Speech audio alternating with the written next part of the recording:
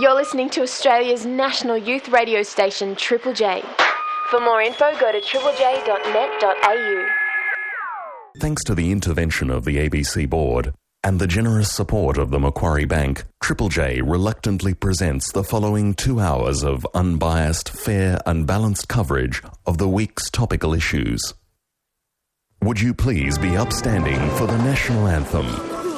And your hosts, Stirling Addison LLB ons, and guest as we present Restoring the Balance. Yes, good evening and welcome to Restoring the Balance. Myself, Stirling Addison, joining me again tonight, Spencer Penrose from the Family First Party. In the interests of full disclosure, I must reveal something tonight, and that is that R. Kingsmill, Richard Kingsmill, who did not do his show tonight, is not ill and he is not on holidays. He is at home, glued or araldided to his couch, watching Big Brother. Because he's indeed a Big Brother tragic. This is unknown to many Triple J listeners. He is a Big Brother tragic. And he revealed as much to me today at the Kensington Markets. It's where you will find Kingsmill on a Sunday selling CDs that he has borrowed from the music library at Triple J, or CDs that he has extorted from record companies. And he was engaged at the markets today in a furious argument with a fellow stall holder as to who was, and I will use Kingsmill's words here, as to who was the most rootable housemate of the last 4 years. His choice was a girl named Crystal. He described this Crystal as his dream woman, and indeed he said he had written as much in a letter that he had sent to FHM after she had appeared on the magazine's cover. And according to Kingsmill, he said this to me, according to Kingsmill, seeing Crystal on the cover of that magazine had finally made his 10-year subscription to it worthwhile. It's a disgrace. Coming up on Restoring the Balance tonight, Nick Cohen will talk about his epiphany at seeing that the right is right. That and a, we hope, robust debate on the subject of cannabis, the drug of choice for so many Triple J listeners. That will be ahead on this Restoring the Balance on Triple J. Triple J Restoring the Balance. Spencer and Stirling here. Spencer, it's good to see you again. How's your week been? Well, God bless you, and angels on your body, Stirling. Thank you for having me once again. Triple J, the station with the tunes to make Kevin Rudd dance. Yes. Dance up a storm. This is his station, is it not? Well, certainly. Strike up a tune and a two-step will ensue, obviously, having seen the footage this week. What did you make of that, Spencer? On Kerry Ann Kennelly's show, yes. Which is on at 11 a.m, way too early in the day for Triple J listeners on the Republican Network, Channel 9. Yes. Kevin Rudd dancing. Normally he does it with Brian Burke. After a nice dinner. Well said. Like Scent of a Woman, just tangoing around the room with the man in the hat and the sunglasses. Or Union Thugs. Indeed. Yes. That's what he loves to do, yes. You know. And you'll notice in the rumba that he did a lot of backward stepping. A lot of backward stepping in that dance move. Yes. I'm surprised he didn't do the swim for a man drowning so bad. Yes. Or, from the 60s, the old swim. Yes, or a few policy backflips. The duck. Yes, to finish with. And the weave. Yes. Why not? Well said, He couldn't do the Macarena. It was just too complex. Although he is familiar with the dirty dancing, the dirty dealing, as it would be, with Kerry Ann Kennelly. But I understand he has had a very busy week, Kevin Rudd. Yes, he flew to New York to meet with Rupert Murdoch. But when I heard about this particular meeting, I was ready to laud Rupert Murdoch as a man who still has the common touch. And I'll explain it like this. Yeah. Rupert Murdoch is a man worth upwards of $11 billion. And here he was dining with a man worth a mere 1% of that. That is true. It's about time that Kevin Rudd took a holiday. Yes. He's been in the job for a few weeks. Now if it proves anything, it's that Rupert Murdoch can sit down and sup with the devil. Yes. Yes. He knows about that. They did have dinner, Spencer, but on the menu was treachery. Because when asked if Rudd would make a suitable Prime Minister, Murdoch answered, "Oh, I'm sure." Obviously. Yes. Oh, I'm sure. Now this, after all the coalition has done for him, Murdoch, after abolishing foreign ownership restrictions and cross-media restrictions, allowing a company to own 2 or 3 major categories such as TV, print and radio. After all of this, Murdoch positively engorges over Kevin Rudd. Now, I will say this to Murdoch, who no doubt's listened to the show, as a good Adelaide boy that he is. Yes. We on our side of politics could forgive him if he had only used his papers to drum up support for the war in Iraq. Indeed. Or if he at least employed some columnists in his tabloids with a right-of-centre viewpoint. But no, he hasn't. And we must suffer this disgusting man-love between him and Rudd. Well, normally he's a fine Australian and a true patriot.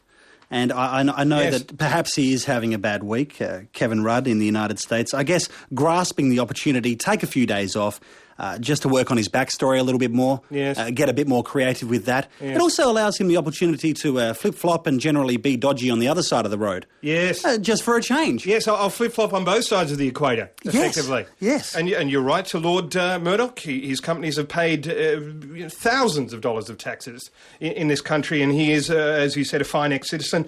But can you imagine Howard running off to America to get the thumbs up from the rich and powerful over there? He wouldn't be so obvious as to do that. It just makes for an unseemly spectacle, and you see the dance. You were right to characterise it as a dance. Murdoch and Rudd. It could be the vertical expression of horizontal desire. Indeed. Yes. Yes, it could. Yes. Yes. I'm calling it. I like it very much. It brings us to talk back, the number 1300 055536. Uncharacteristically prime ministerial behaviour, if you will.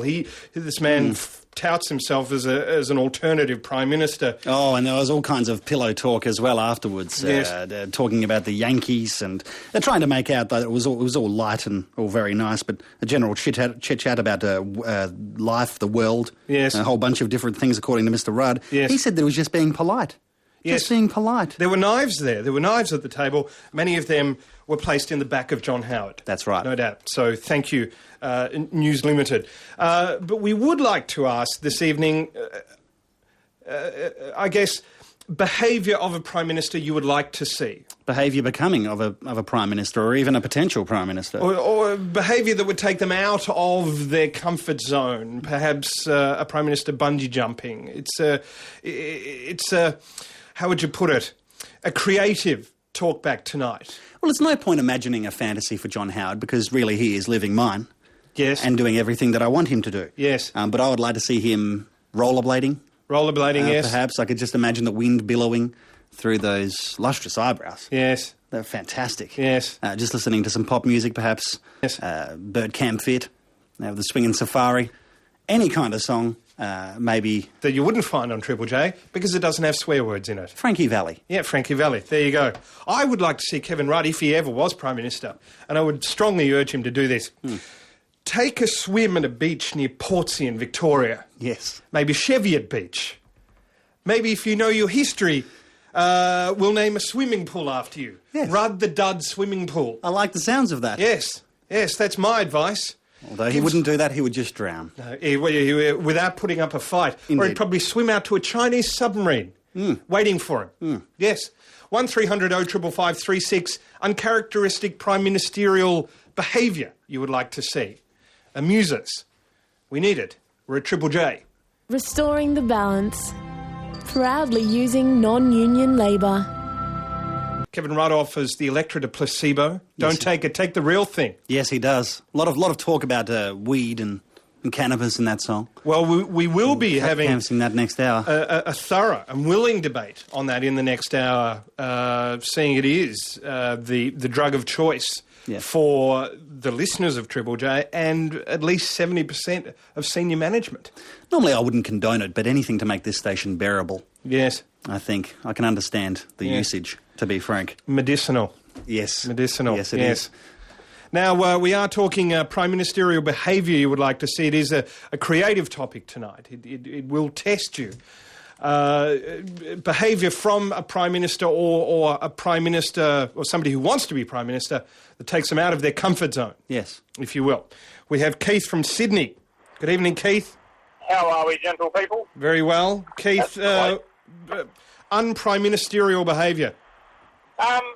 Well, no, I don't know whether it's unprime ministerial behaviour, what I'd like to see little Mr. Howard do.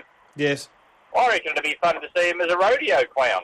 Oh, okay. And try and stay on for 8 seconds, longer than an opposition leader. Yes. Well, yeah. The thing is, the job of the rodeo clown is to actually save the cowboys and keep them sort of out of trouble. Yes. One of the good things, he'd be able to wear a big old cowboy hat like his mate over in the States. Like his friend and ally George Bush, yes. Absolutely. I think they could probably both do a good job of it, really. You're making some telling points here. Some telling points. Yes. Basically, the rodeo clown is to serve as a distraction from the main action of what is going on. And really, I can't see Prime Minister Howard doing anything like that. He's always at the thick of it. He's always where the action is. He's grasping the true issues. And I guess maybe after, following a bull around a big ring as a rodeo clown, he could clean up after the bull. Yes. Who leave, what behind. Give it to Kevin Rudd to turn into Labor policy. Yes, slaughter it. Yes. Slaughter it.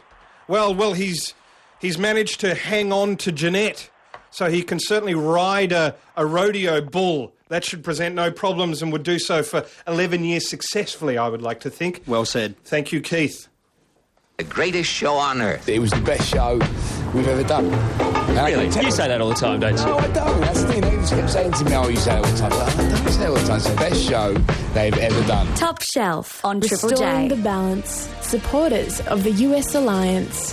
That talkback number, just very quickly, 1300 055536, or if you'd like to SMS something through, 1975 7555. Wasn't it wonderful this week to see the Prime Minister's tip of the hat to the right-minded spiritual Australians among us? Yes. Asking all of our farmers to get down on their knees and pray for rain. Pray. This is an initiative we've all been after, I think. Yes. During this whole drought, forget the loony left and all their talk of climate change and the recycled water poppycock and desalination cow cable. Yes. In my mind, this is the motto: brackish is braxish. That's what I've always thought. Yes. Simply ask the Lord for his assistance and he will provide, Stirling. It baffles me that nobody thought of a faith-based drought solution plan sooner. It's the best plan of all.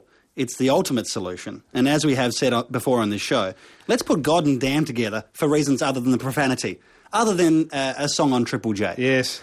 Praying for rain is nothing new. I mean, even in heathen cultures, sun-worshipping indigenous peoples and what have you, Native Americans. The damned, yes. They would ask for the heavens to provide. And there is merit in that. Obviously, this was way before white man came and improved their lives dramatically. As you know, my wonderful wife and I have been appealing to God for some time now to assist us in creating a family. Yes. And we decided to shun the supposed expertise of medical men and what have you, instead depending on our Lord and Saviour Jesus Christ to deliver us a little one. Yes. And eventually, as I revealed on this program a few weeks ago, we were rewarded. Even though we have no scientific evidence as such, we know in our hearts that she is pregnant. It's a difficult time for any couple. There was some talk of lazy sperm and whatnot, possibly from my years of district cricket. I found the Privates Protector, the box, to be very effective in that regard, so much so that I would, Stirling, wear it even when not playing cricket. It's a comfortable item pretty much all the time. Some quote-unquote experts probably think wearing a box 24/7, 365 might achieve the opposite of what it was designed for, but not so. I say no. I think it was probably my wife's gonads causing all the setbacks. Yes. Anyway, my original point still stands. The power of prayer does work. It'll bring on the rain for the farmers. In fact, it may work too well. Farmers may find themselves praying for the rain to stop, I think. As in the Bible with Noah and his ark. Perhaps farmers should just ask for a nice mild day with a 20 to 25% chance of rain. Because, farmers should instead possibly maybe just shut up and stop whinging all the time. That's what I think, because they're never really happy. I mean, it's not our fault you're out in the land. I mean, we're all doing it tough. I haven't washed my four-wheel drive in about a month. A month, yes. Just this week we stopped using the household bidet. Yes. And that is a sacrifice that we're willing to make. I mean, we're all having problems with this drought. Do you hear me complaining?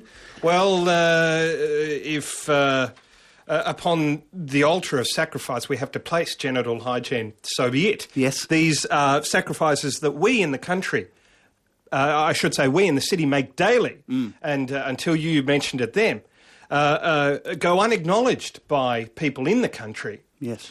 There is, of course, a massive amount of cross-subsidisation. The lifestyle of people on the land is hugely subsidised by those of us who work important service industry jobs in the city. Yes. And people who grow export crops in the country should realise what we do for them. We are making the biggest sacrifice of all. It's a good point and well made, and we are to talk a little bit later of the irony of being in a drought, which we know was created largely from policies of the Hawke-Keating years. We will talk about the irony of being in the grip of a drought and at the same time an ice epidemic. That is true. That's also a result of Hawke-Keating policies. And speaking of droughts, how is your lovely Penny? There is more news to come about her. There is, and we hope we can nourish the barren soil with the thaw that is occurring in our relationship. Well, that is very positive news. Yes, and there is good news on that to come shortly. This is Restoring the Balance on Triple J. Triple J, Restoring the Balance. You're with Spencer and you're with Stirling. It is 2 hours of conservative comment. It is an oasis in an island of leftist claptrap. We will be speaking very shortly to Nick Cohen, who has written a book called What's Left? How Liberals Lost Their Way. Not the Liberal Party. No. Not the Liberal Party, the left...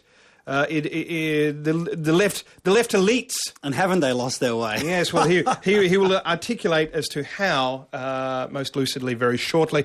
But we are talking about un-prime ministerial behaviour in the wake of Kevin Rudd's two-step with Kerry Ann Kennelly. Yes. Behaviour befitting a future Prime Minister. Do you think so? We don't. That's right. We don't. But we do ask, what sort of behaviour would you like to see a Prime Minister or potential Prime Minister engage in that would appear un-prime ministerial, if you would?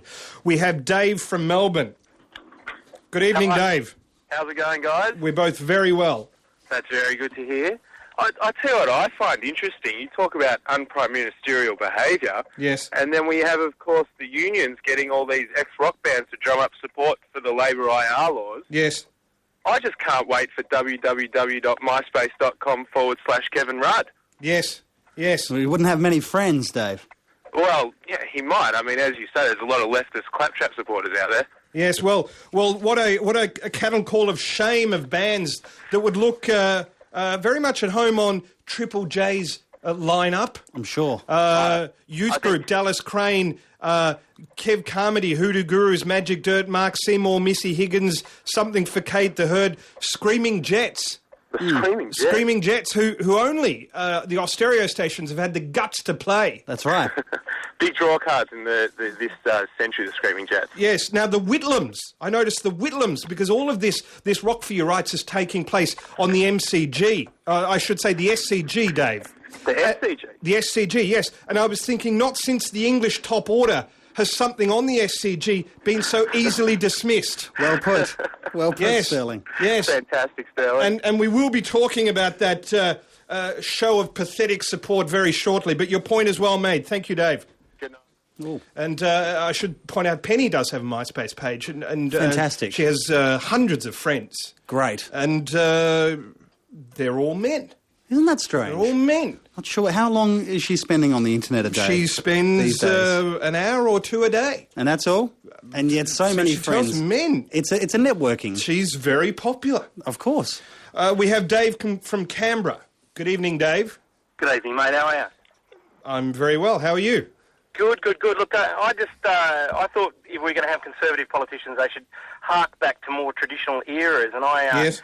Worked for a while out in the remote Aboriginal communities. You can't get much more traditional than that in Australia. And yes. Out there, when big, powerful leaders greeted each other, they held each other by the penis.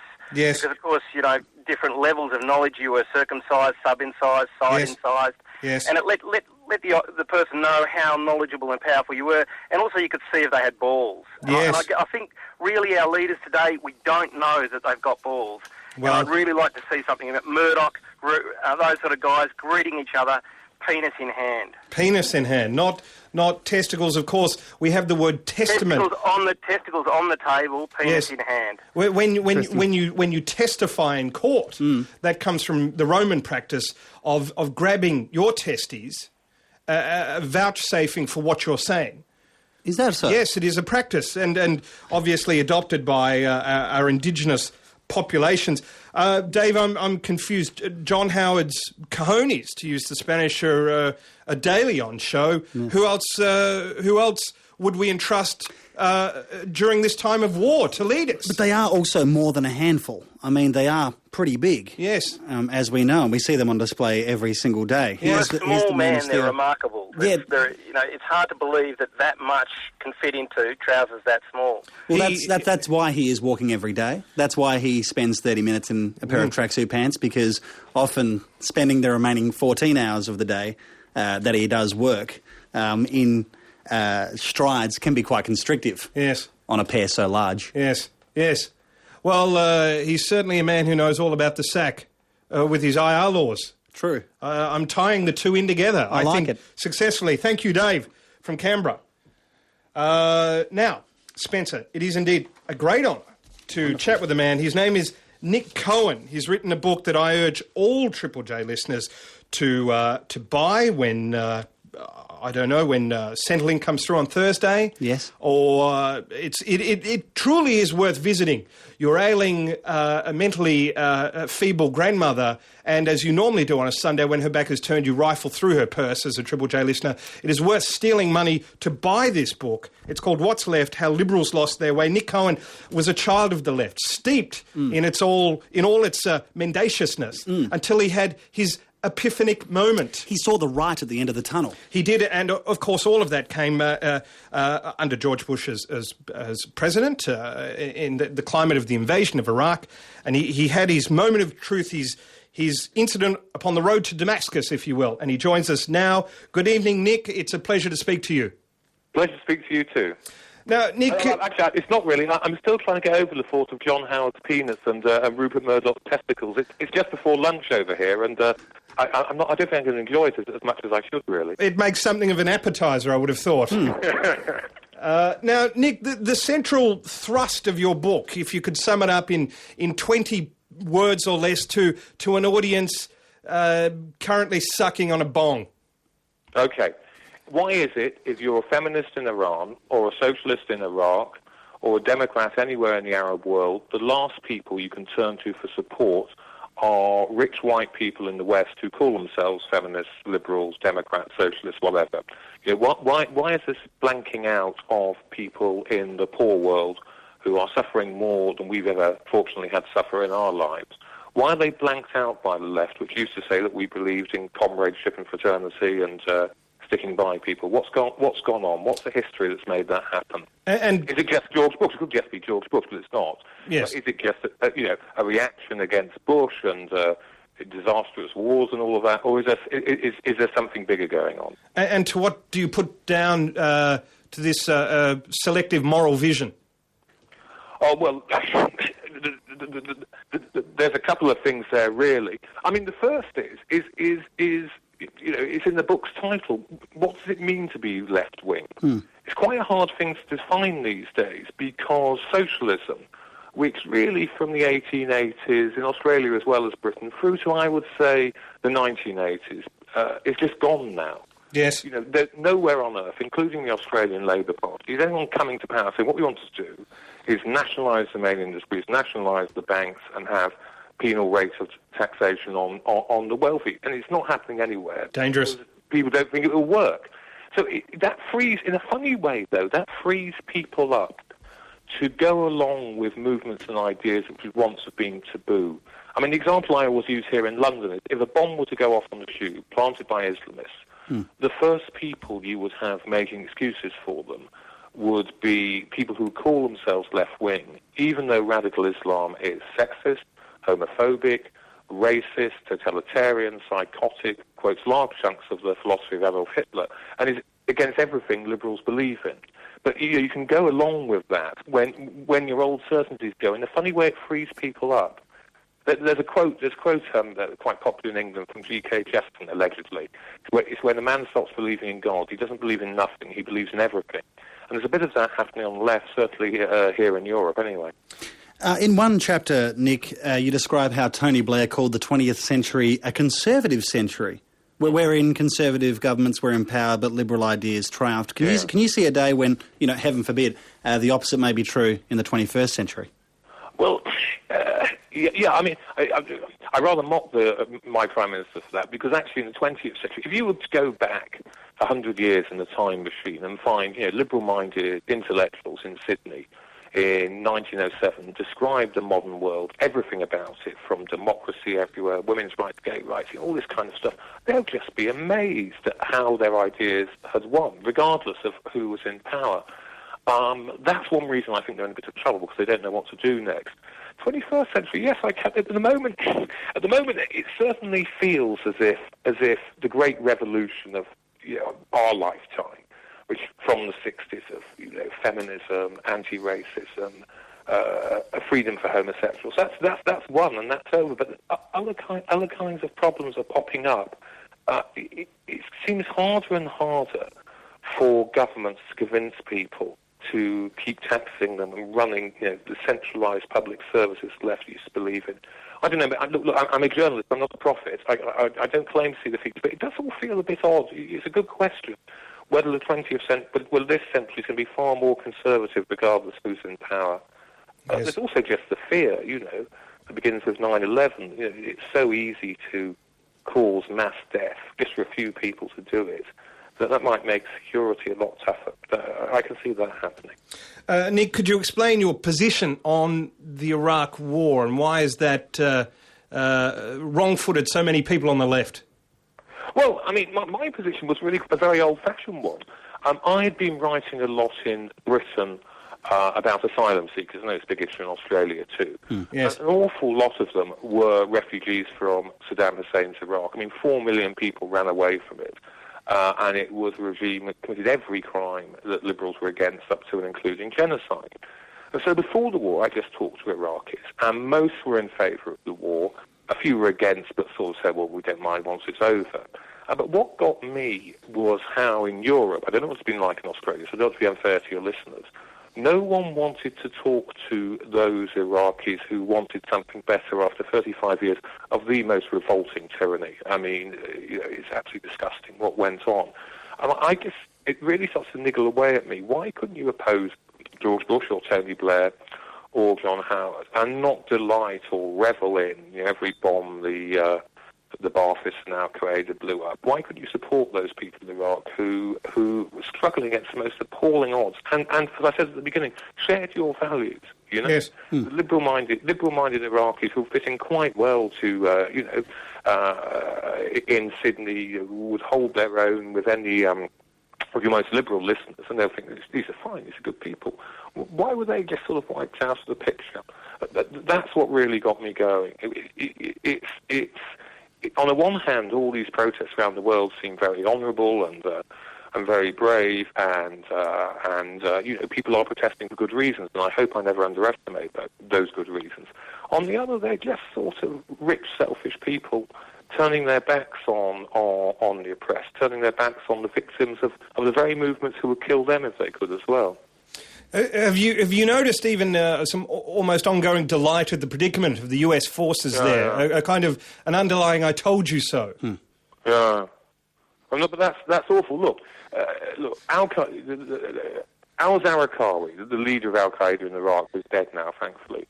He launches the insurgency against America, denouncing democracy as a pagan Greek citizen, denouncing any Iraqi who stands for election as a demi-idol who must be killed by the faithful, denouncing Iraqis who vote and press. These are ideas from the sort of liberal nightmare.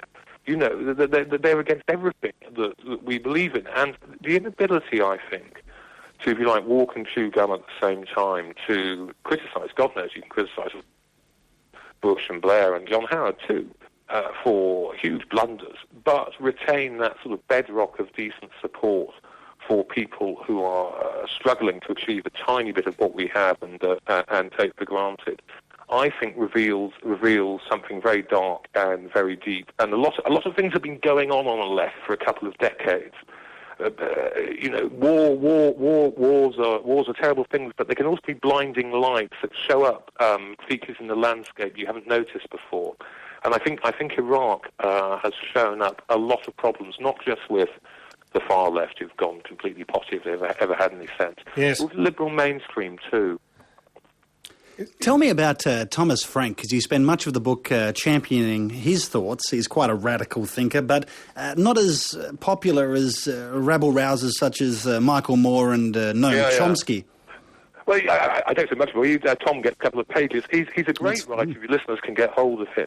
He's a very left-wing American writer, but he's from the Midwest. He's not from the coast, so he's from the heart of the country. And he's a far better writer, a far more honest writer, a far better stylist than someone like Michael Moore could ever hope to be in his Yes. life. But he hasn't gone global with the sort of anti-Bush mania, really, that swept the world in the way that other people have, like Moore and Chomsky, because he looks at his home state of Kansas, which is a working-class, farming, light industry state. It used to be very left-wing. Now Bush doesn't have to campaign there. It's so conservative. And he said, well, why has this happened? Why has this happened? And he doesn't just blame, the media or whatever. He says, no, there's problems with modern liberalism too. Far too interested in telling people what they can say and what they can't say. Far too interested in using the courts rather than parliaments to settle disputes. Unelected courts rather than elected representatives. And I mean, Thomas makes a fantastic point that, the American conservative movement was basically created when liberal-minded people in America, instead of arguing the case for abortion and winning it, as they would have won, the case for abortion wins in every country in the end, they use the Supreme Court to do it. And this starts building up this massive resentment of, it doesn't matter who we vote for, these liberal judges over in Washington were imposing us. And this has created a backlash. But Tom's quite interesting about all that, because he at least acknowledges that there are faults on the liberal side in creating that backlash. He doesn't do as so many people do, and I've done in my time, say, it's all just the fault of the media, or, ordinary people are just stupid and they've been conned into doing this. So, I'd really recommend if your listeners can get hold of a copy. You can put it on Amazon, Tom's books. Yes. His name again, Thomas Frank. Thomas Frank. Well, I would put you up next to him, Nick Cohen. The book "What's Left: How Liberals Lost Their Way." Yes. It is available in all good bookshops that are not run by dungaree-wearing, hairy, lesbian, separatist feminists. That's right. It is a book, which may confuse some Triple J listeners. It's what people use for entertainment and information before DVDs and television. Yes, it does contain paper which is normally stuffed full of marijuana and smoked. Nick, it's been a pleasure speaking to you. My pleasure too, thanks. Good luck with the book. Restoring the Balance on Triple J. Restoring the Balance on Triple J. Your taxes barely at work. Restoring the Balance on Triple J. You're with Stirling Addison and Spencer Penrose. The song we just heard, Spencer, The Herd, Unpredictable. Yes. From the album The Sun Never Sets. And as luck would have it, The Herd... The Herd were heard. Yes. They were indeed the herd on what you would think is hallowed neutral ground, but no. The agitators of the left have turned it into a battleground. The SCG I'm talking about today, I'm talking specifically Rock for Your Rights. Oh, okay, appropriate that the herd, because what does a herd do? It follows mindlessly. Yes, well said. Well said. They're fellow travellers on the path of ignorance. And how's this for a roll call? I don't even know who half of these are. I know who two of them are, thanks to listening to the very good music on Triple M. But I'll give you some example. Please do. The Beasts of Bourbon. Right. Dallas Crane. Denny Hines. Oh, she's great. Kev Carmody. The Hoodoo Gurus. They have some good songs. Oh, okay. And doing some research, I believe this particular band, Hoodoo Gurus, are at the peak of their powers. Really? In 2007. Magic Dirt. Haven't heard of... Mark Seymour. Richard Clapton. Something for Kate. The Herd. The Screaming Jets, who again I've heard on Finos stereo stations. Yes. The Whitlams. Come again? The Whitlams. The Whitlams, of course. Guaranteed airplay.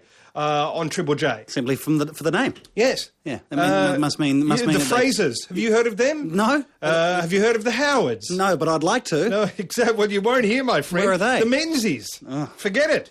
Couldn't get a recording deal.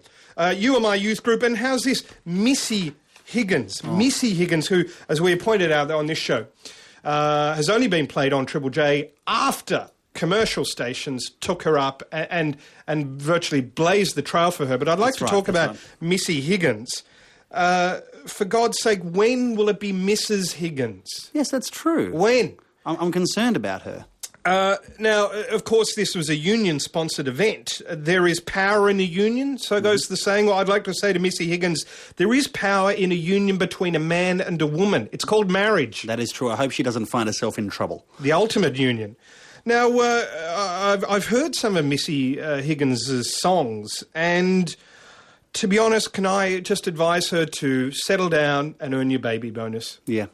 It's good money and well earned. Indeed, you could use it as an arts grant. Yes, yes. You could get your... Is it 7,000 now, or is it the first home? 4,000. 4,000, yeah. I mean, more than enough. Yes. To put together a new record. Yes. I want to take some time off and write some songs about babies. Because, and I've said to you before, Spencer, I've got no problem with female singers and their hormonal wailing. I've no problem with that. But why can't they sing songs that relate to most women? Yes. Things like, I'm 23 now, if I don't have a baby soon, I'll be stuck with a career. That's speaking the truth. And that, I mean, just like a diamond, the clarity of that thought. Incredible, Stirling. I mean, you're the spokesman for a conservative generation. Yes. Now, I also want to say this to the roll call of dunces who are appearing on the SCG today for their Rock Your Rights concert. Of course, headed by the man who has more hair than brains. Who's that? Peter Garrett. Indeed. Yes. Well, I mean, I know a few things about putting on rock festivals. I put on a 3-day event, just adult contemporary Christian rock for Jesus Christ. It's called AC for JC. And we had a whole bunch of acts out DC Talk doing Jesus Is Still Alright. Everyone remembers that one. Yes. Amy Grant, Creed, and Striper even popped along. And it was a wonderful show. At the end of the night, they all came on stage and joined in a big sing-along of Companions on the Journey. Yes. And we all remember that. I believe it is on YouTube. So I know a thing or two about rock festivals. This one sounds a bit creepy for my liking, though. Well, this one is all rallying to the ALP banner. Of course, you wouldn't see a concert by any of these bands supporting industrial relations reform. No. The irony being, of course, most of these bands are in effect small businesses. Yes. And I understand these bands are protesting unfair dismissal. Yes. Now, I'm very sure that none of these bands have ever had a band member who's been repeatedly late to rehearsal or to a performance. And I'm sure none of these bands would ever fire a member who's caused them to miss a paid gig. Of course, that would never happen, would it? No. Would it? You wouldn't get rid of an underperforming member of your organisation who was dragging the rest of you down. You would give him, of course, as I'm sure every one of these bands has, you would give them many warnings.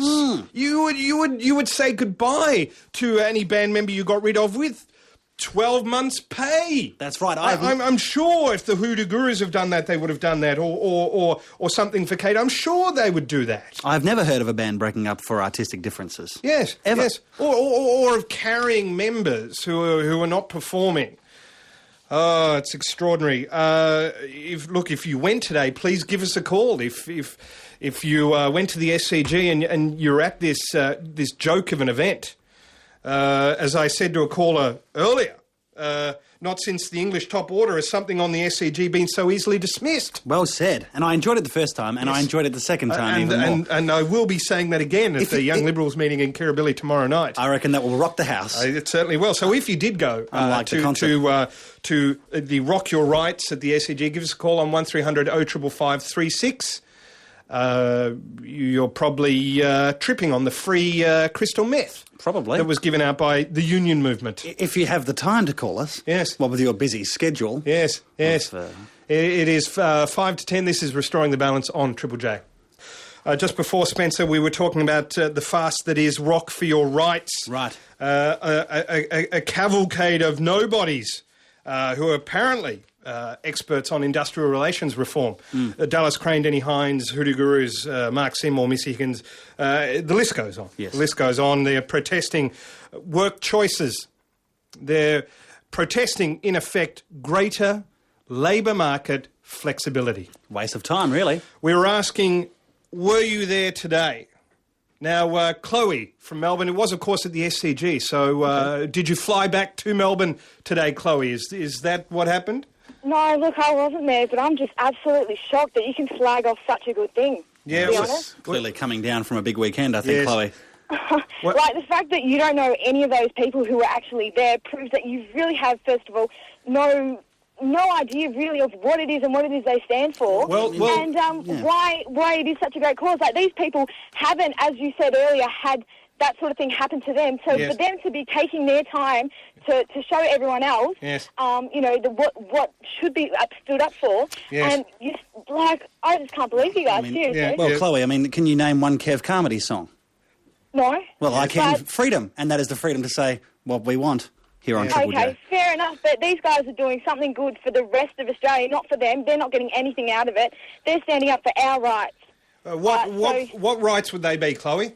The workplace laws, all that. I do know what I'm talking about. I seriously can't get over this. Yeah, Chloe, my point is this. I will take Richard Clapton's take on industrial relations reform when Joe Hockey is allowed to write album reviews in the Rolling Stone. Right. Okay. Yes. I don't normally take my industrial relations critiques from musicians. I don't know what qualifies them. Well, nothing qualifies them. They're just standing up for our rights and helping us get involved with what's important to us. Well, it's an interesting idea, isn't it? Before we dismiss this worker, let's just see what Missy Higgins has to say about it. Yes. Let's just consult youth group. Or the Whitlams, or Something for Kate, who, of course, as we know, have spent time on the Industrial Relations Tribunal, and we love them for that. Chloe, your input is acknowledged, and we thank you for it. She needs to settle down. Poor old Chloe. I hope she's okay tonight. She doesn't realise her workplace has been liberalised. Yes. She, as a worker, is free to move. That's right. Where that freedom did not exist before. Indeed. There's flexibility in the labour market. That is something worth singing about. Yes, it is. When will somebody book out the MCG for that? Well, I'd like to see that. Maybe we should organise that, the Restoring the Balance Rock for the Right. The fact that it will be easier to dismiss somebody if you work in a firm with under 100 employees. Belt out a tune for that. Thank you, Chloe. We have Jeff from Newcastle. Jeff, were you at the concert today? I certainly was. And? It was absolutely awesome. Of course it was. Why? What made it awesome? To see that many people there to protest for our rights. Yes. I heard there were literally tens of dozens of people there. Yeah, just a few. Yeah. Probably took the day off work. No, don't work weekends. No, of course not. No, because you can't, because you don't get bloody penalty rates, do you? Well, it depends where you work. Well, true. Are you getting penalty rates still, Jeff? Yeah, I am, actually. So they haven't disappeared, despite the fact that AWAs are in, they are a fact of life. They have not disappeared as far as you are concerned. No, because I work for a good company and I have penalty rates, overtime, and still have leave loading on my holidays. So these have not disappeared? No, because I'm not on an AWA. So not everybody has lost. Are there people on AWAs who still have those things, though? Not as far as I know. Well, I think that's worth checking. Yes. I think it's worth checking, because not all rights have disappeared and vaporised. I think it often depends not all of them. on the employer. It depends on the employer. Yes. Thank you, Jeff. Who is your favourite industrial relation / musician of the day? The industrial relation expert / tunesmith? Who the gurus? Dallas Crane, the Whitlams, UMI, Something Kate. Yes. They were all, Denny Hines, Kev, they're all just awesome. Of course they were. Don't forget, you've got to thank Gough Whitlam for your airtime too, because he started up Double J. Double J. Oh, we have him to thank. Yeah. That for so much as well, for double-digit inflation, for the Kemlani loans affair. You can go on, I'm sure. We could go on. We could be here for hours. But thank you, Jeff. We wouldn't hear you if it wasn't for him. So yes. Thank you for your time. Thank you. Thank you. Wow. Thank you. Well, he certainly gave it to us. Jeff. Look, a robust discussion, and we invite that on this show. It's good. If you have a robust opinion, ring up. If you have a robust opinion and you are from the left, please ring up. It's fun to mock those who are wrong. It is Restoring the Balance. We are speaking now, Spencer, to Adam Ellery. He's a 20-year-old member of the LaRouche Youth Movement and the Citizens Electoral Council. It makes him something of an oddity as far as Triple J is concerned. Right. Somebody under 21 who actually cares about the political process. I dare say someone who buys a newspaper. Yes. Someone who reads it. Yes, unlike Chloe. Thank you for calling, Chloe. Your opinion and input was admired. He's just been in America working for the Democrats. We can pause, Spencer, to boo the Democrats, the liberal loony left. We'll give him a pass on this. But he has been involved in a midterm election. And he, as we said, he is somebody who is young and engaged in the political process, and he's here to talk to us at the moment. Good evening, Adam. How are you? Pretty good. Adam, you care about politics and you're under the age of 40. How does this happen? Well, it's somewhat of an anomaly nowadays, actually. Because one of the things with the youth generation is because we don't have good political leadership in terms of original ideas, most youth who are thinking of in terms of the next 40 to 50 years of our nation's history can't clearly see a future. And because they have the mentality that they're not part of the political process but are rather outside it, sort of knocking on the door asking for a handout, there's very little to inspire youth to take any real action. Or at least any constructive action outside of having protests and getting drunk and this sort of thing. Yes, well you're that's the thing. I mean, yeah, that's right. We had 7 people at the SCG today celebrating with all those bands on stage. Yes. I think actually more people on stage. I think it was free beer that lured them there. That's right. I heard reports as many as 10 people turned up.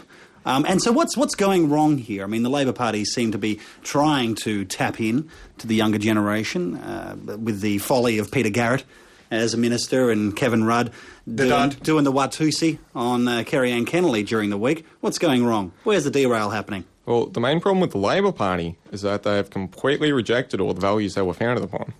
If you were to compare what Rudd represents today to the leadership 50, 60 years ago under people like Curtin and Chifley, you'd see a very qualitative difference. Even up, to more recent eras, people like Jim Cairns represented completely different values to the current Labor leadership. What the Labor Party is doing right now is they've sold out on the unions. Yes. They've sold out on things like infrastructure, like physical economic development. They've sold out on any long-term development schemes for this country. And you see in the Labor Party, much of the leadership are involved with the same right-wing think tanks and, other policy think tanks as the leader of the Liberals. Excellent, yes. The main funder for both parties is Commonwealth Bank. So you have the same financial institutions consider it in their best interest to fund both parties. Would it be in our best interest, and I think it would, as in these times we are fighting a war on terror, to simply declare the Australian Labor Party illegal and imprison its leadership? Yes, I'll take that laughter as a yes. That's something you would like to see? Yes, is that something you've considered? Well, I'd say that you shouldn't ban any political party. Yes. I'd say it's more up to their constituency base to give them a good kick in the ass and get them moving. Adam, as a young person, you've not been seduced by the glamour of the Greens. Why do you think so many soft-headed dullites are embracing the loony left message of the Greens?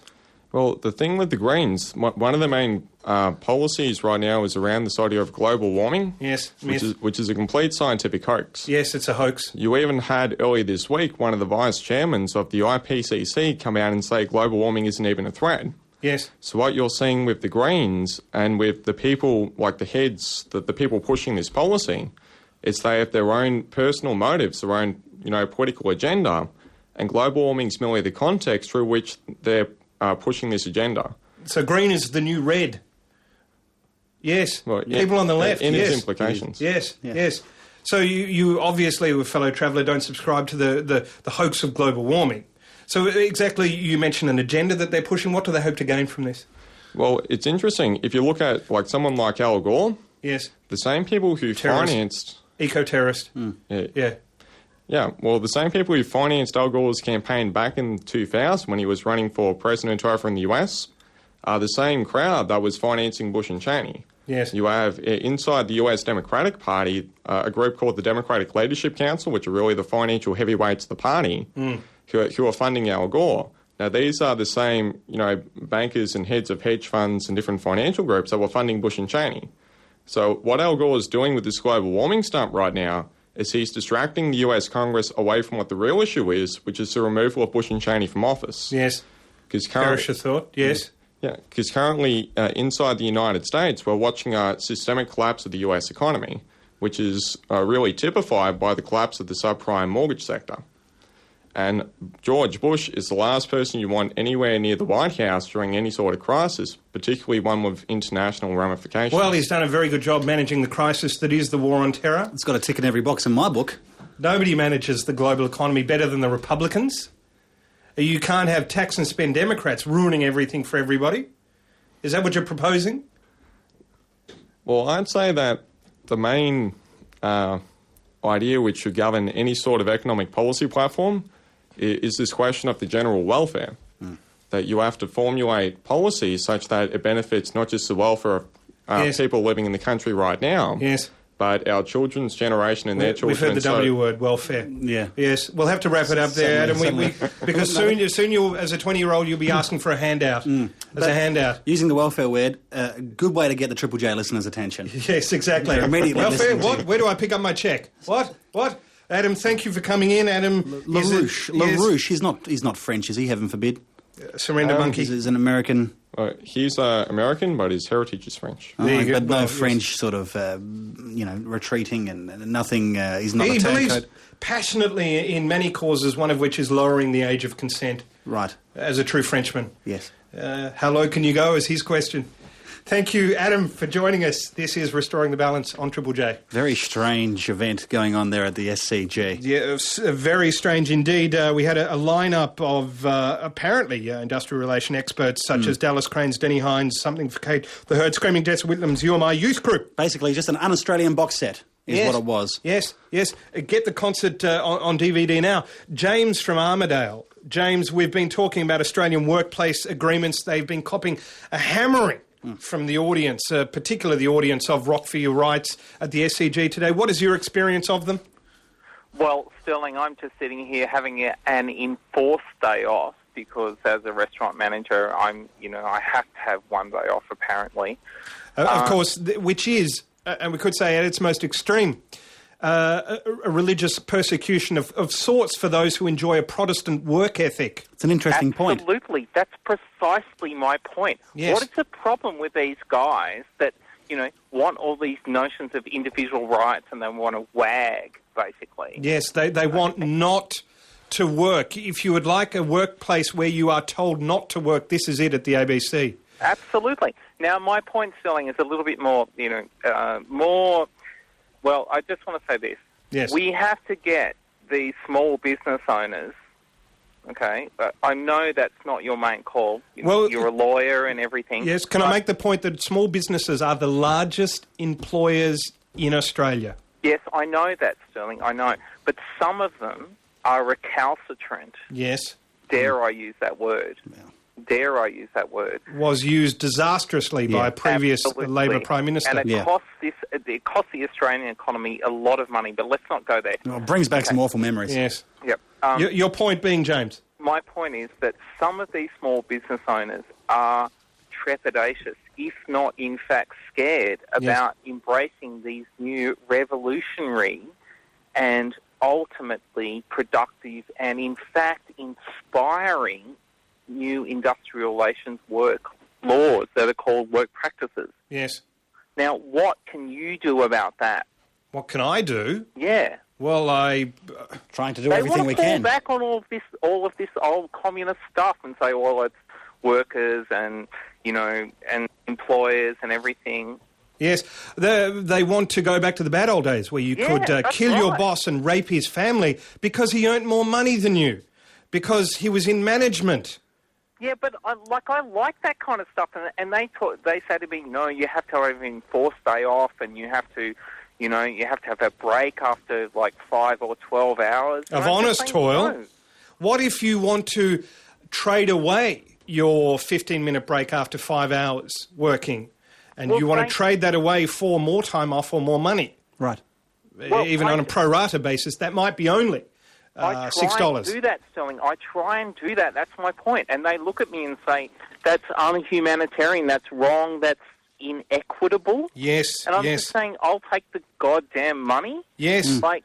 You know what I mean? Yes. There are some small business owners out there that aren't playing the game at the moment. Well, we have a government. We have a government which is the umpire, which has a whistle, and if they're not playing the game, the whistle will be blown. And like the communist, let me finish, James. Like the communist pharmaceutical dispenser we had last week. Yeah. If you do not embrace AWAs, you will be tax audited, and that gets the message across. Thank you for your time, James. From Armidale. James should start working here at Triple J. It wouldn't last long. Well, Richard Kingsmill. I mean, he's doing. I mean, he's had 2 weeks off now. 2 weeks. He's had. We know. As we said earlier, he's at home watching Big Brother. To the beanbag. Yes, on the Big Brother. As he said, his favourite ever woman on Big Brother was Crystal. Yeah, who he described as the most rootable person. His words that he's ever seen, and justified his 10-year subscription to FHM. And that was his top-of-hour break. Yes, in 2007, a couple of weeks back. Yeah, yes, very strange tack to take. Disappointing. Nevertheless, he's the man. He's the king. Now. We are just on to something else. Just quickly, you know the Dalai Lama is coming to Australia. Yeah, Spencer. I have heard about that.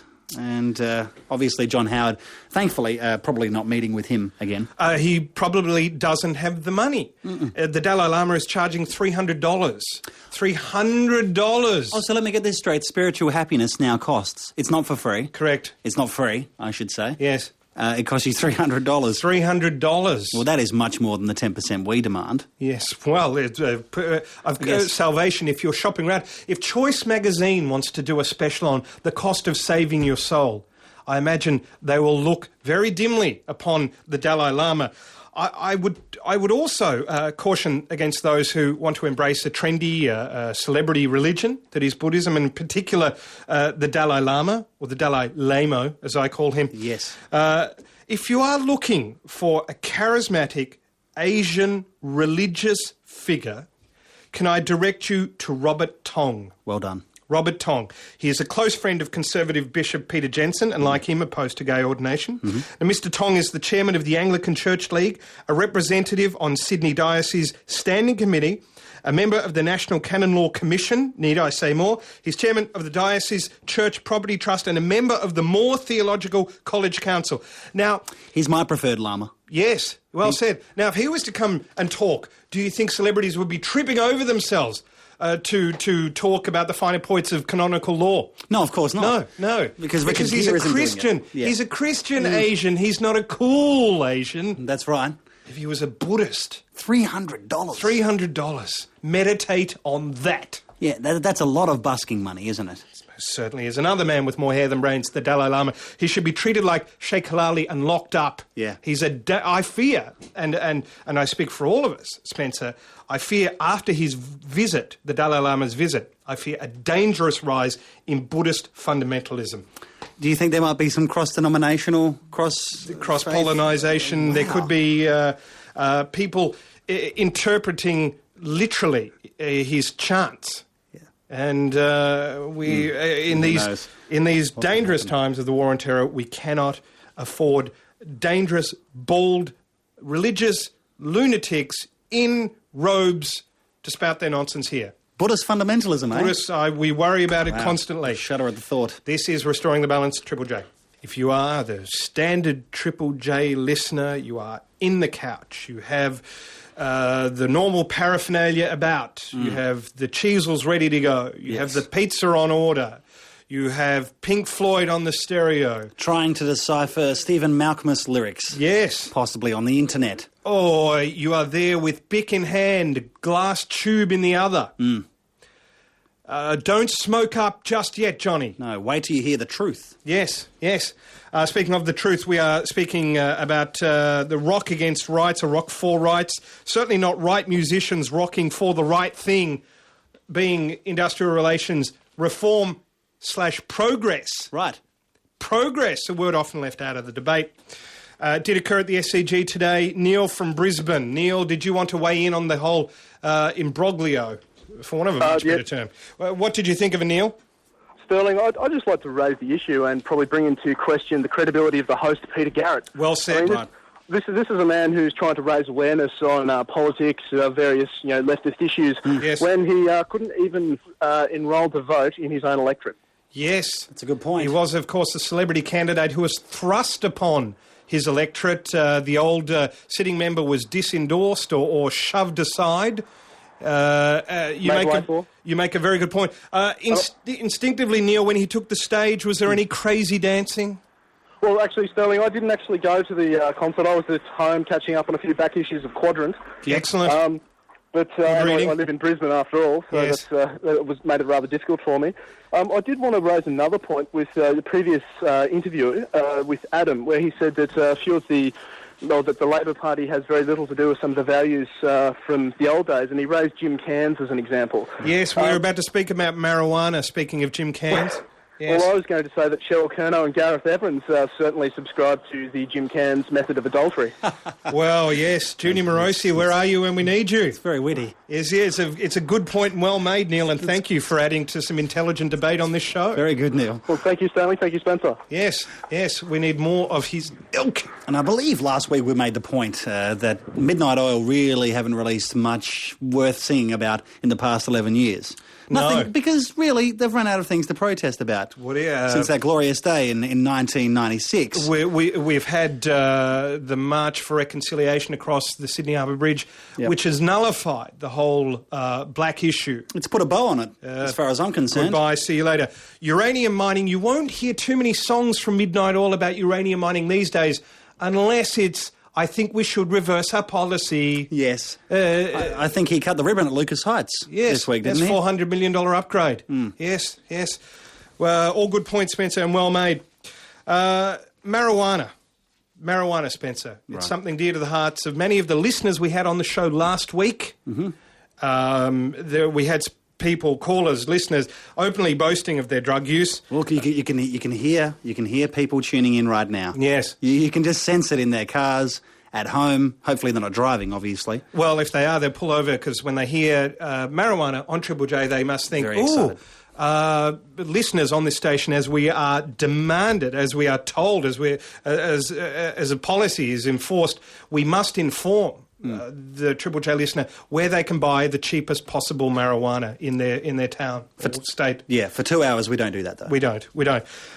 We are about to speak to Professor George Patton, who, like his famous namesake, the American general, has gone into combat on this very contentious issue. He has found, after extensive study, that users who start smoking as teenagers are more likely to suffer long-term harm, including poor mental health, which would explain, Spencer, the nexus. Poor mental health, it would explain the nexus between that and listening to Triple J. Indeed. He says they are more likely to suffer long-term harm than drinkers who started using alcohol as adolescents. Covers both bases on this station. Thank you very much, Professor George Patton, for joining us. Good evening, Sterling. Could you expand a bit on the dangers of what is commonly held to be a benign sort of drug? Yeah, well, the study that you were talking about wasn't, in fact, a study of alcohol or cannabis. It was really a study about the health and lifestyle of 2,000 young Victorians who we tracked through many, many times, interviewing them between the ages of 14 and 25 years. Yes. One of the questions was this one about drug use during the teens. The two drugs that are commonly used when you go to a party, when you're with your friends, it's alcohol. Yes. Or cannabis. And that's changed. During the 1990s, we saw a lot more young people use cannabis than ever before. So in our group of 2,000, about two-thirds had experimented with cannabis before the age of 18. Yes. About 80% had experimented with alcohol. Yes. What we were looking at, though, was let's look at extreme use. Let's look at the people who were drinking massively. So the males who were drinking, say... Irish Catholics. Oh, look, yes. Some of the kids were drinking a lot in this study. Yes. The males, we defined high-end alcohol use as over 43 standard drinks a week. That's a lot of alcohol. How old were these people? These were 14, 15, 16. 14-year-olds having 53 drinks a week? Yep, 43 plus. For males and 28 plus. Yeah, it's a lot. It's a lot of alcohol. Okay. And then we compared them with a group who were using cannabis daily. And we had about 5% of our sample who used either alcohol to that extent or cannabis to that extent. A few more used alcohol heavily than cannabis. And then we looked at the outcomes 10 years on. And what we found was that, to our surprise, the cannabis users were actually doing a lot worse on nearly every index that we looked at. Yes. So neither group were doing particularly well compared to the non-high-end users. So the first message is using either alcohol or cannabis, that heavily is bad for you. Yes. Bad for your health, bad for your development, bad for your education, bad for everything. But the cannabis users were doing much worse. Take other illicit drugs, things like amphetamines, ecstasy. Okay, but if you take these, the heavy high-end alcohol users were 2 to 3 times more likely to use these when they were in their 20s. Cannabis users 6 to 12 times more likely. They're more likely to be addicted to nicotine. Looking at things like relationships. Both groups were doing badly in terms of having a relationship or having a good relationship, but the cannabis high-end users were doing worse than the high-end alcohol users. And when they had a lot more educational failure, they were less likely to be employed. Really, on every index, the cannabis users were doing worse than the alcohol users. These are incontrovertible. These are backed by thorough research. Look, the numbers, we had it's a large study, 2,000 kids from right across the state of Victoria, every sector, good response rates. We think this is the strongest study to date anywhere in the world. Well, with anything that contentious, of course, Spencer, it does inspire debate. On the phone we have Andrew Kafisalis. He is the founder of the Medical Cannabis Information Service, the president of the Nimbin Chamber of Commerce, as if any commerce is conducted in Nimbin. Say no more. Apart from, of course, the sale of drugs. He's a hippie on the end of the phone. He's somehow managed to dial. Must have been mistakenly ordering a pizza and somehow got through to Triple J. Yes. Thank you for joining us, Andrew. Hi, Stirling. How you going? Hi, George. Doing very well. Now, he obviously, and this will surprise a lot of people, represents the pro-marijuana side of the debate we're about to have. On the other side is a doctor. Yes, a doctor, backed by a professor, Dr. Stuart Rees, a Queensland general practitioner and addiction specialist, who is, of course, anti-cannabis. Thank you for joining us, Dr. Rees. Thanks for having me, Stirling. Gentlemen, you both would have heard Professor Patton's, the results of his very thorough survey and study. I'll throw to you first, Andrew, as the pro-marijuana candidate. Yeah. What did you make of the professor's sample of 2,000 people and the effects he has stated occur to abusers of marijuana? I've read what George has written before, and I mean, ultimately, using a lot of cannabis or using a lot of alcohol is going to show the results that the George has found. I think we just got to watch out. I mean, we're virtually telling kids that don't use alcohol. Don't use pot. Use alcohol because it won't be as bad for you. And to not really touch on the changing drug use trends towards ice and amphetamines and ecstasy, I think sort of might be missing a bit of the point and just putting more blame on cannabis. Whereas we probably should be looking at the drug use trends rather than just singling out cannabis, especially like this. Yes, Dr. Rees, what did you make of Andrew's response to Professor Patton's study? Oh, I thought it was a good tactical move with some nice footwork. Yes, because it moves it away not from the damaging effects of marijuana, but rather broadens the scope to include many other drugs. Dr. Rees, as an addiction specialist, what have you seen? What's the after effects or the fallout of marijuana addiction? Well, that's a pretty big question, Stirling. It's absolutely huge. Gosh, do you want me to talk to you all night? But the chap in Nimbin did make one good point by mentioning the ecstasy and the amphetamines. Those drugs kill cells, especially brain cells. Yes. And what he may not know is that when they're combined with cannabis, as you say is commonly done in parties and in the youth culture, the effect is more than multiplicative. They more than potentiate each other to absolutely wipe out the brain. And in fact, this is something that distresses the organisation that I'm with, called Drug Free Australia, which is the peak anti-drugs body in this country, that commonly known neuroscience and the biology of addiction, which is commonly known and quoted and understood overseas and is in the leading scientific journals every day, is almost never discussed in this country, other than by clever little comments such as we just heard, well, let's talk about ice. Yes. Basic neurophysiology and basic biology is not doesn't occur in this country. We have a lot of rhetoric about harm minimisation, but almost a complete vacuum of basic science, such as Professor Patton has just provided us with, so that the whole debate almost occurs in a sort of ideological vacuum, which is, almost absent the evidence. There's so little basic science done in this country on these issues that it's an absolute disgrace, and I can't for the life of me figure out why basic facts which are well known overseas have such difficulty getting an airing in this country. When I raised the question that you put to me with some of the leading psychiatrists and neurologists at Johns Hopkins Medical School in the US, they said, well, of course cannabis writes off the brain. That's what it does. What do you expect? It interferes with dozens of pathways in the brain for neural transmission and thought transmission and nerve cell formation, the critical new nerve cells that help us feel and think and everything, and just shuts down the brain globally, particularly in feeling and thinking and remembering areas. And, we get these dopey arguments in this country. Of course, you probably know that cannabis users are often sometimes referred to as dopeheads. Yes. Which are completely ignorant. I mean, the kind of findings that Professor Patton's mentioning would be quite obvious once you understand that cannabis destroys and shuts down the brain. Yes, and, yes. You could expect the whole raft of things to come out from it. In fact, a few years ago, we actually looked in great detail at the Nimbin-Mullumbimby Northern Rivers area of New South Wales, yes, which should be one of the most fertile and agriculturally productive places on the planet. Yes, and a wellspring of so many future young Australians. Well, that's what one would have thought. I mean, it's almost an agricultural nirvana, but in social terms, on almost every index, it really reads like a reenactment of the Patton study in Victoria. Yes, Andrew, would you like to respond to that?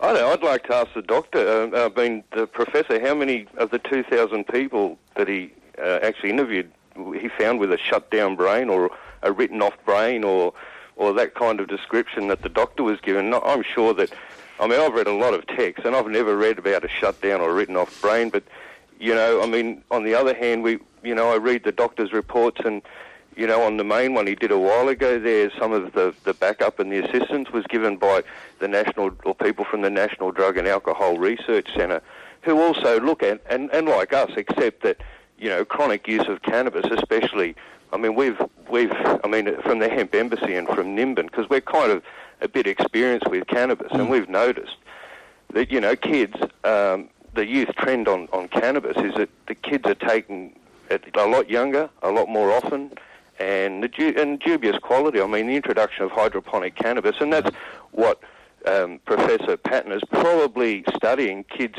especially in Victoria, using this new hydroponic cannabis, which has sort of coincided with some of the, if they are new mental health trends, well, they're probably more like coinciding with that. And when we talk about the hydroponic cannabis, it's like the easiest way to compare it in a prohibitionist sense is that alcohol became moonshine during the prohibition in the US, whereas cannabis use now, or cannabis production now has become hydroponic, a totally nutrient chemical based product that's made clandestine in back sheds.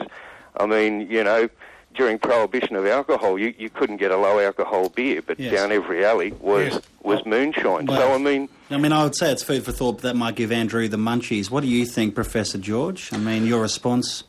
Well, Spencer, we didn't actually do anything like brain scans on ours, so 2,000 people. It would have been prohibitively expensive. But some of the points I think Andrew's making are really important points. Cannabis use has changed in this country, and during the 1990s we saw a lot more people using cannabis. We saw a lot more people using it more heavily. We saw a lot more young people using it at an ever younger age. A lot of the kids in our study were starting at the age of 14. So we've seen certainly those changes. Point about the product having changed too. That's something about which there's been a lot of speculation, so that might be right as well.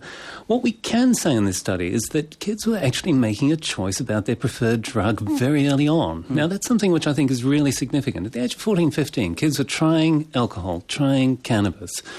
They were not moving to high-end use of both. They were choosing one, and they were staying with that. And the kids who chose cannabis stayed with cannabis right through to their 20s.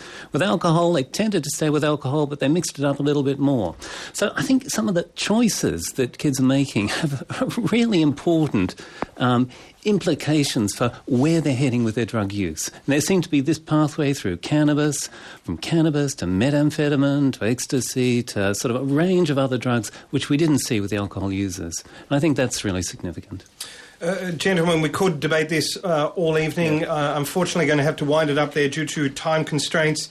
Andrew, did I get the surname right, or did I sound stoned? It's Cavacilis. Cavacilis. Yeah. There you go, the founder of the Medical Cannabis Information Service. He is the ambassador of hemp. He does live in the hemp embassy. If you are fleeing another drug and you wish to seek refuge in a particular hemp embassy, that's the one. Go to him. Thank you for joining us. No worries. And we'll let you get the pizza that is no doubt at the door. Dr. Stuart Rees, the Queensland GP and addiction specialist, thank you very much for making a cogent and articulate argument, obviously not a user yourself.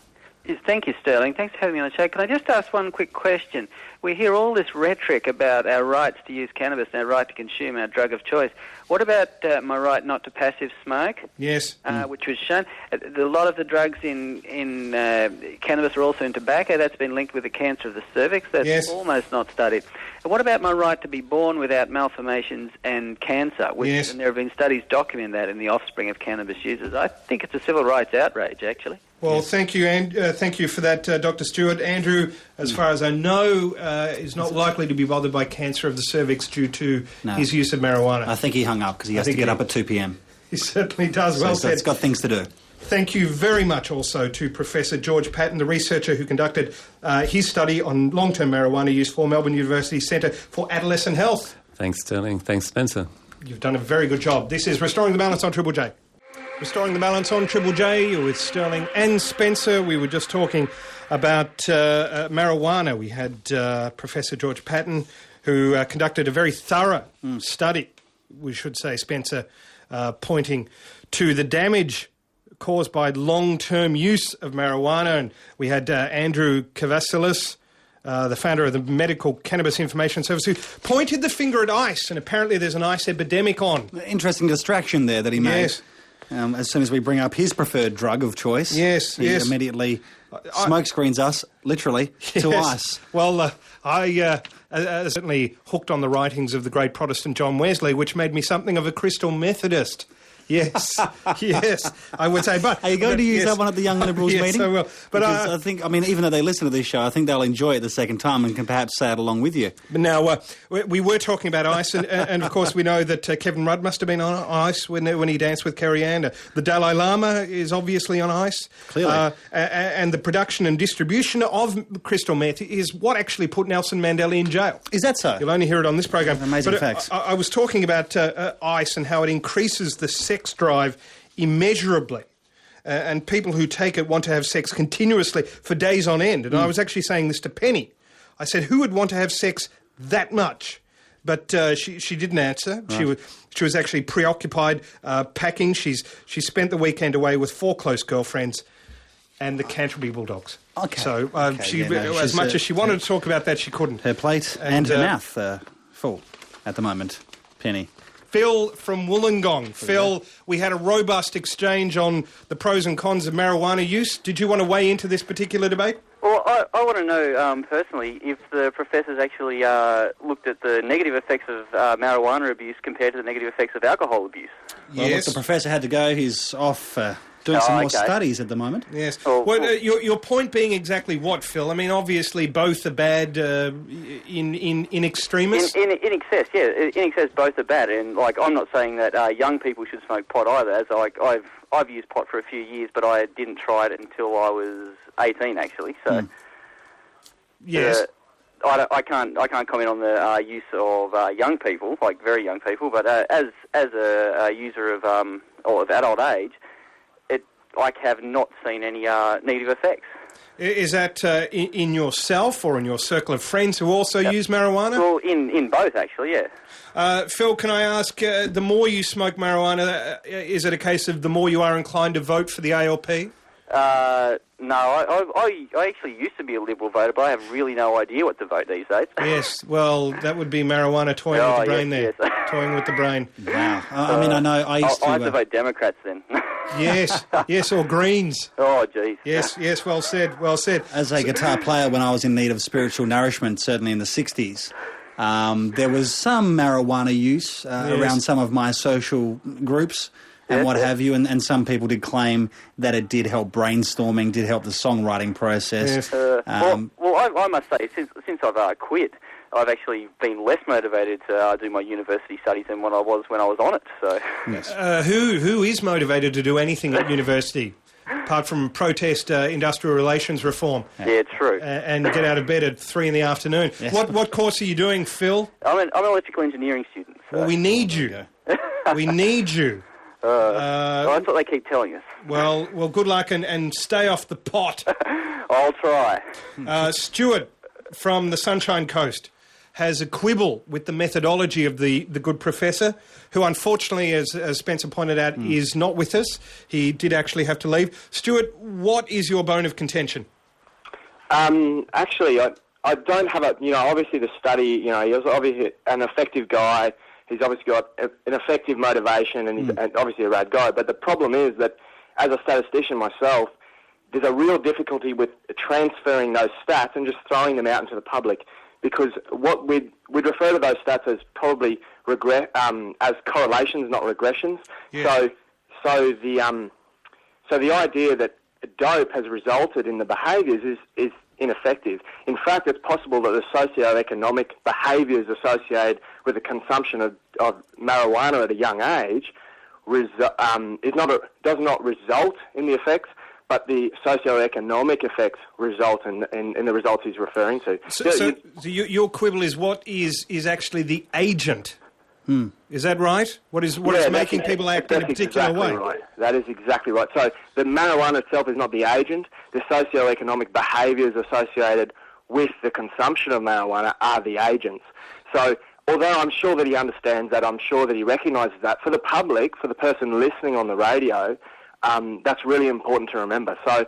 So although he may be correct, although marijuana may be the effective agent that causes the results, it's possible that people who are drinking alcohol represent a higher socioeconomic niche, and therefore the results of the agent, you end up with those alcohol users stopping drinking alcohol because, being from a higher socioeconomic class, they end up wanting to, produce effective jobs or be involved in effective jobs and things like that. So it's something to remember and something for listeners to understand. And that's not represented in what he said. It's an interesting point from Stuart. But do you partake yourself in the hemp plant, Stuart? I don't. But I have done so. A few of my generation have. It's making more sense now. Yes. And look, I see the point, and I'm not supporting the consumption of marijuana or anything at a high level. But I think that the negatives of drinking alcohol are repeatedly proven to be just as bad as the negative effects of marijuana. The difference is that we've all been drinking for 2,000, 4,000 years. Now, who knows how long? Well, you look at the Irish nation, and they've been drinking for at least 20,000 years. And smoking shamrocks, probably. Yes. And who knows how much more powerful they are. But we thank everyone for their calls, and we are forwarding their details on. A trace has been placed. Yes. And we are forwarding their details on to the appropriate authorities. Stuart, thank you for your considered input into the debate, and we're all the poorer for the fact that you weren't here to debate with the good professor. That would have been a very interesting Maybe exchange. We'll have him back one day. Yes, indeed. Now, there is so much to consider. I would love to, poll the Triple J audience and find out what percentage of our audience is at any given moment, Spencer, high, not on life as we are. I'm high on Christ, but we could get Stuart involved in getting the proper percentage, the proper statistics, as he is a statistician. Yes, and we would say one of the best callers of the evening. Thank you very much for joining us tonight, Spencer. It's been a pleasure as always. Always a pleasure. Thank you. We stand shoulder to shoulder in this battle to bring considered conservative comment to Triple J. We will be back next week. Thank you to all our guests, Nick Cohen, and all the pro anti-marijuana marijuana people, anyone who appeared on the show, anyone who called us up. We will be back next week. This has been Restoring the Balance on Triple J. Triple J.